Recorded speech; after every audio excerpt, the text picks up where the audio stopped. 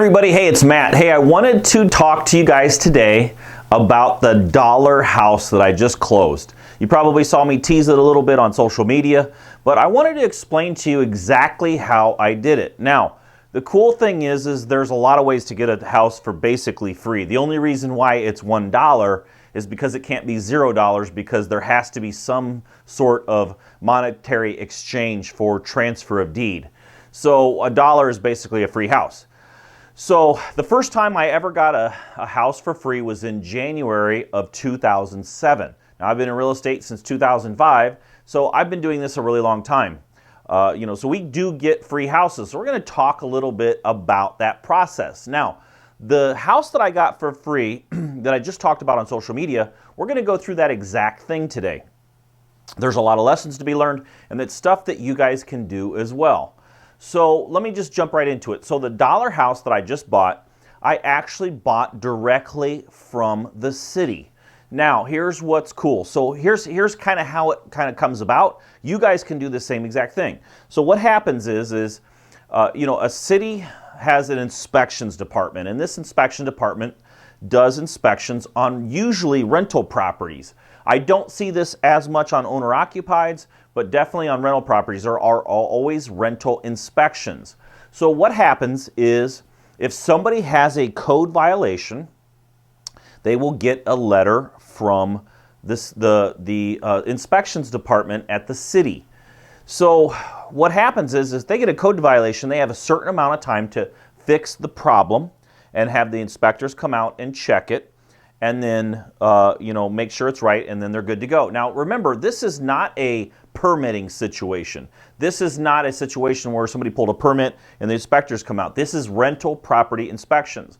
So in most cities, you do an annual inspection. Some areas are not annual, but they're every other year. Some places are every 3 years. Some places might even be longer than that. And some places might only do an inspection if there's a call that's with somebody complaining. You'll have to discover that in your area. In this particular house that I got for free, basically $1, what happened was somebody owned this property. I believe it was a rental property, and there was a code violation. Now the city sent the owner a letter, and when the owner never fixed the property in time, then they placed a lien against the property. The cities can place liens against properties. So they placed a lien. I think it was a $50,000 lien, and the work probably only was not equal to 50 grand. A lot of times cities just put some really high limit on there, and as a way to scare the homeowner into fixing the problems. So there was a lien against the property, and then nothing was ever done with the property. The work was never done. The lien stayed there until the city foreclosed on their lien. Now, most cities don't want to own real estate. They don't have construction departments and companies that can come in and do the work that's needed.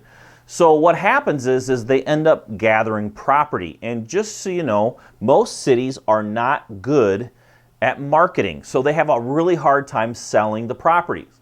So one of the things that I do is I call the building department, the building inspections department, or the code violation department, and ask them if they have any city-owned property that they want to sell. Now in this particular case, they had this property, and they said, yes, we have a property, and here it is, and if you want to buy it, do an inspection on it, see if it's something you want to buy, and then we'll give it to you for $1. So that's exactly what I did. And the house in perfect condition is worth like $110,000, $115,000. It's in a great neighborhood, and it needs like $45,000 in work.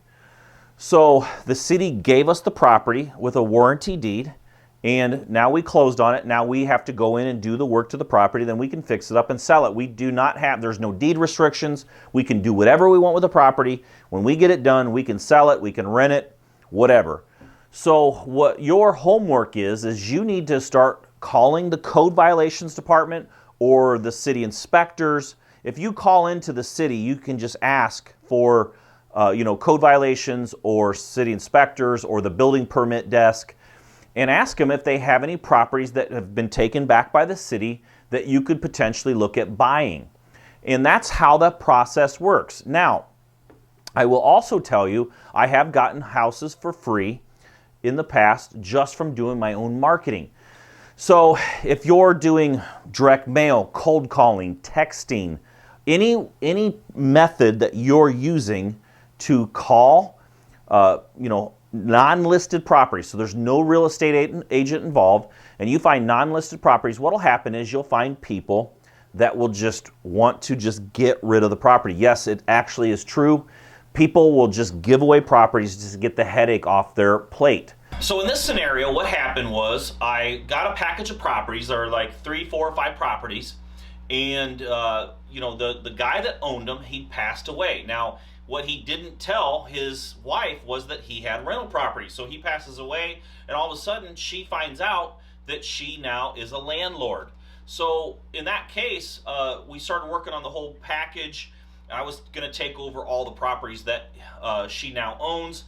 And because she wasn't aware of everything that was going on because her husband hadn't ever told her, what happened was she actually, like 3 days before closing, her attorney calls me up and says, hey, we just found out there's another property.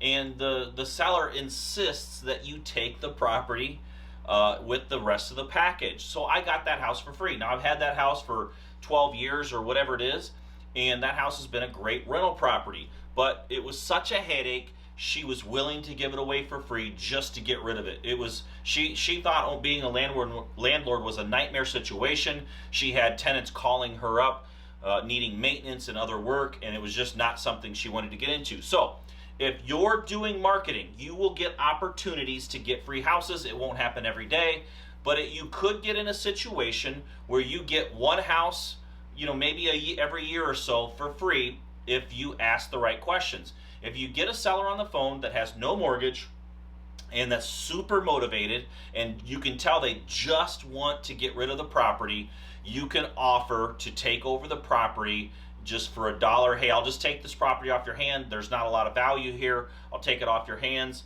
and just get this headache out of your hair. So if you're doing a lot of marketing, you're gonna see those opportunities. Don't be afraid to offer nothing for a property in the right scenarios. So I hope that helped. Make sure you're keeping your eyes open for those opportunities. Do what I told you about calling the city code violations departments, and let's see if you can get a free property as well. We'll talk to you later.